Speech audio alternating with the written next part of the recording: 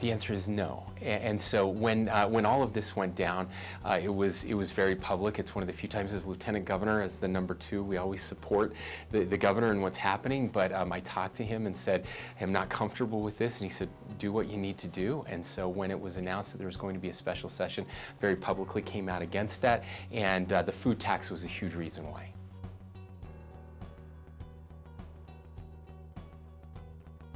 I do not. I do think that we need to look at gas taxes and look at how we fund transportation. It's going to be an important topic going forward. But right now, our entire focus is on recovering the economy. And you don't raise taxes when you're trying to recover the economy. No, broad service taxes are a huge mistake, and we've seen that mistake be made in other states. Of course, taxes are an anti-incentive, and so if you want to harm the economy, if you want to take something away, you tax it more.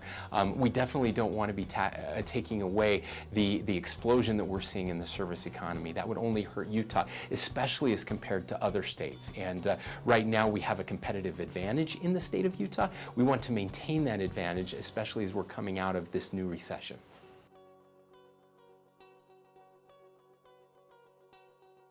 The compromise that was reached in this last session is something that I do support. It gives much more flexibility to the legislature and to the executive branch as we're making those decisions. We do have to take care of education. Education is critically important, but this does both, and we'll be able to do that. Look, for years the legislature has been moving money from the education fund out of it by kind of shifting and playing a little bit of a shell game.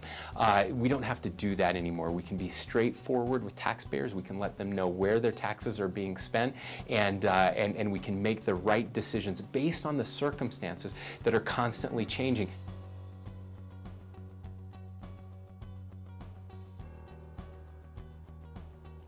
So clear and so astounding. Every town I went to, people, and by the way, I did visit every town off the Wasatch Front, so all of those, and everywhere I went, I heard, this is the food tax, the gas tax, this is bad for Utah, and it's especially bad for rural Utah.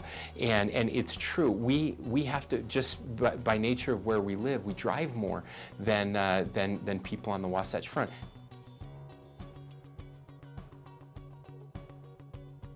People are still surprised to learn that I do still live in rural Utah, that for the past 6.5 years I've been driving 200 miles round trip every day.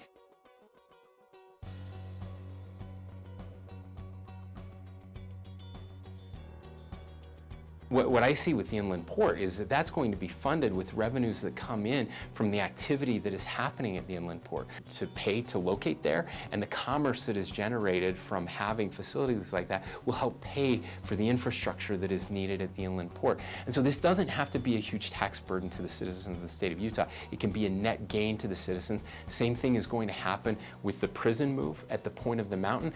Yes, there's infrastructure that needs to go in there, and we will pay for that infrastructure and bond for that infrastructure, but the revenues that come back to the state of Utah will pay for that, and again, bless the lives of the citizens that are here.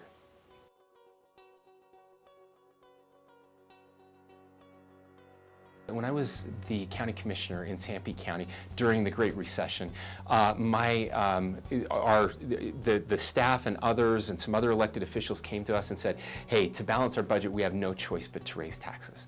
And while others were thinking about that, I simply said, no, we do not raise taxes.